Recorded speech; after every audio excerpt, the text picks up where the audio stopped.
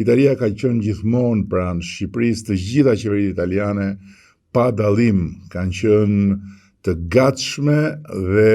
gjithmonë të vëmendshme për ta mbështetur Shqipërinë dhe për ta ndihmuar Shqipërinë. Por me qeverinë aktuale të Republikës Italisë, gjërat kanë shkuar në një nivel tjetër. Bashkëpunimi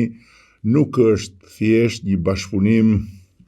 i cili bazohet tek angazhimi reciprok, në këtë rast sigurisht pjesa më e rëndësishme është ajo e qeverisë italiane, për të punuar së bashku, për të qenë vazhdimisht në një rrugë të përbashkët, por mbështetet edhe në një sër projektesh konkrete. Pra, edhe firmosja e marrëveshjes strategjike mes dy qeverive në takimin e mëparshëm të Romës është në të vërtet pasqyra më kuptimplot e faktit se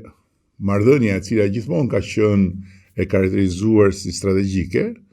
ka marrë një ngjyrë të re përmes